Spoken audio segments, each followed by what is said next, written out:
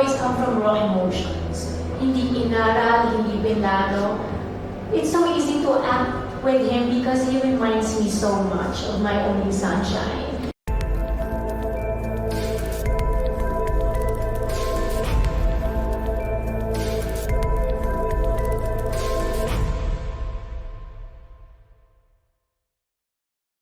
Ako, nung in-offer sa akin to, di ba 2022 pa yata, di ba?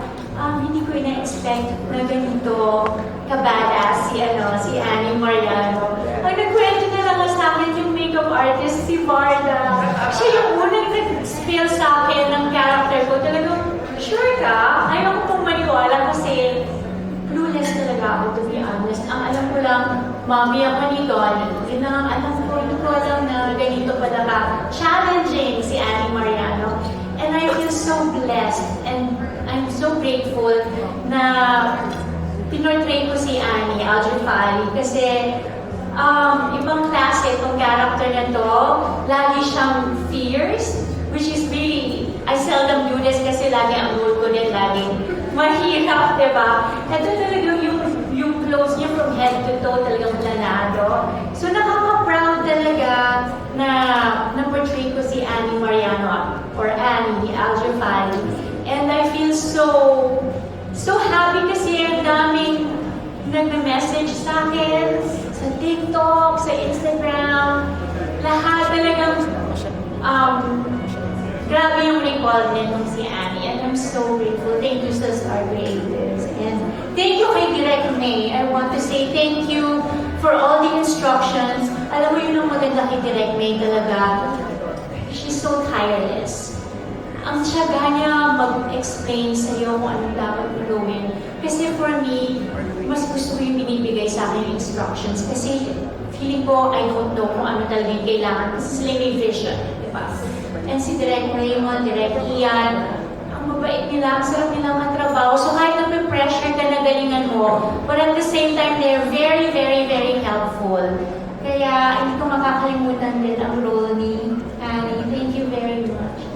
Eh, speaking of Miss Ina, every time kasi, nababasa ko sa Twitter din, na every time nag-eksena kayo ni Donnie, talagang umaano yung mga puso namin lahat. Kasi parang everyone's asking, kailan ba lalamit yung puso ni Donnie? So, actually, Miss Ina, na-remind lang ako, if you can remember, you did this and Cat and James before, di ba? Yung mga eksena niyo ni Donnie, na-remind din ako yung eksena niyo ni Joshua na nagpaanig sa puso. So, can I just ask ng Donnie and you kung paano yun? I mean, how do you talk about it? How do you deal with it? Of course, kanina nabanggit nila na you see your son in him. Parang ano pa yung paano every time you talk about it? Si Direk May kasi, talagang behind, bago palang mag-take, tinatawag niya ako to help Donnie. Kasi minsan nauubusan ka rin lalo na silang niya is na umiiyak with Caroline.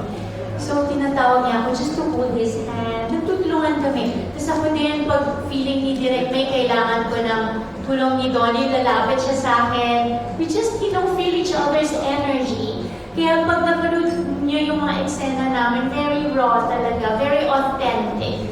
Hindi talaga siya forced. And kasi siya naman, kasi din ni Donnie, pwede ko mong sabihin na very close ka sa mami mo. So, nung tinanong ko siya, Mama, mas buhay ka ba? Sagot niya talaga, nakakatuwa yung sagot niya. Talagang walang hesitation. Tapos naman sobrang close ako sa boy ko. Kaya yung chemistry namin very, very real. And I wish nga marami kami eksena, pero who knows sa susunod na proyekto, di ba? Yes, Donnie. Totoo po yung sinasabi ni Christina. Before the scene, actually, minsan wala na kaming sinasabi eh. We just feel each other's energy and we just get pointers from Direk. It's so much easier kasi yun nga parang nakikita namin yung family namin sa isa't isa. So I really treated her also like that mother figure here. And whenever Direk would say just one-liners, in character na agad kami. So nag-work na agad. I don't know what it was. Maybe Direk could help elaborate on that, pero nakikita kasi ni Direk kung paano kami parang na-affect sa mga bagay-bagay. So she uses that also in a good way with me and Miss Ina. Karanasan sa show. Oh yes, okay. Kasi ang mas ka-eksena ko si Donnie and si Belle, of course. Working with Donnie, it would always come from raw emotions. Hindi inaral, hindi pinlano. It's so easy to act with him because he reminds me so much of my only sunshine. Pareho sila ng height exactly, pareho maskulado. So when we hug each other, I close my eyes and I imagine it's my son. Kasi 3 months ko na siya hindi nakikita. So it's so easy for me to feel yung talagang pain na ma-imagine ko lang na hindi ako mahal ng anak ko. Ay, talagang sobrang. I love working with Donnie and Belle, of course. And first time ko talaga I sweat, tears, sweat, and sipon with someone. Kasi sobra talaga yung bugso ng emotions namin. Lalo na yung huli nga namin mga eksena together.